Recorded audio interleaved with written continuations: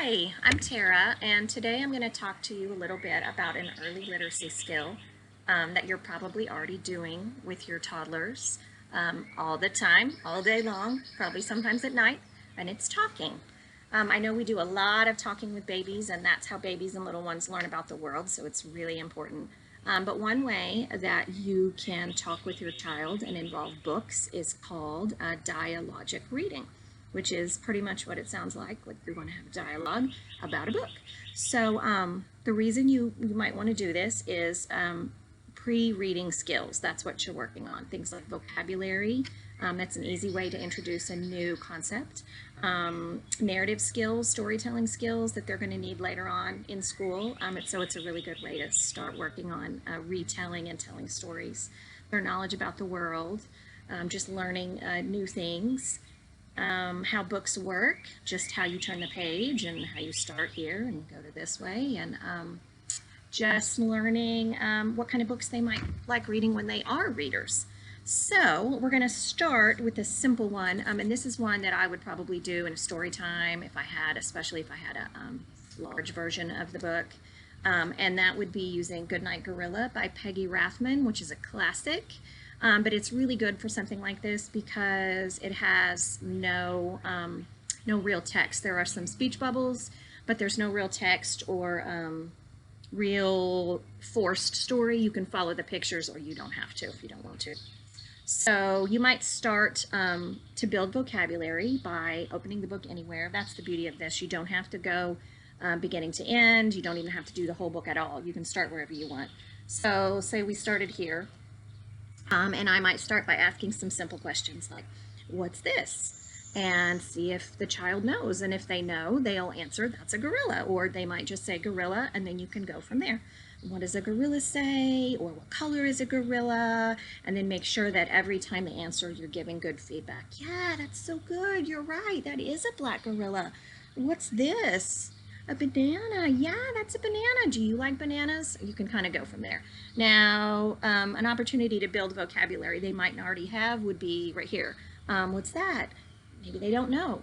So after you've given some wait time, it's kind of hard to wait. I know teachers and parents, we have a hard time waiting when we know the answer, but you want to give up to maybe 12 seconds even to see if they can retrieve that word, if they've seen it before.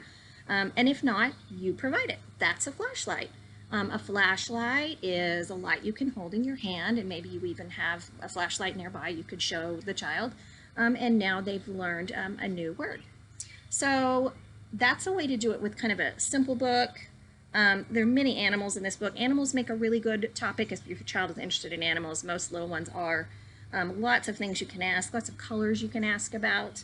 And then if you want to take it further into building not just vocabulary skills, but sentence skills and conversation skills, I'll show you that with this little bit more complicated book. This is called The Adventures of Max the Minnow by William Boniface, and it's illustrated by Don Sullivan. This was one of my son's favorite books, but he couldn't sit through it, a reading of the book. He could read it to himself. He liked that. He loved the illustrations and the googly eyes, but as you can see, there's a lot of text on each page, and it was just too much for him to listen to.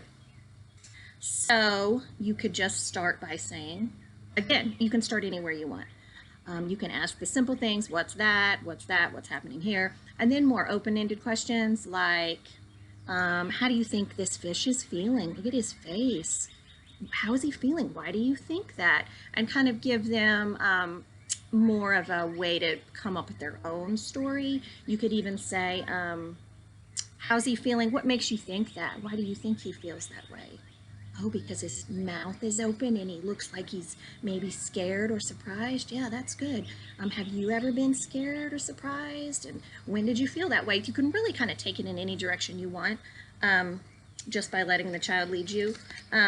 There are other things you could do with a book like this, counting, how many fish do you see, what are they eating, do you like pizza? I mean, really could just, there's so many options with dialogic reading because you are not attached to the text or the intended story of the book, so it gives you a whole new opportunity to explore books in a different way.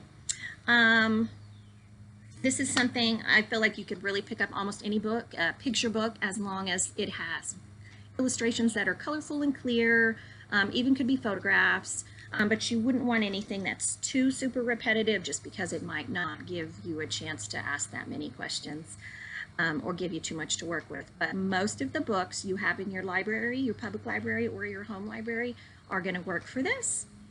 All right, I hope you enjoy this and find a time to do some talking and reading with your little one. Thanks for watching.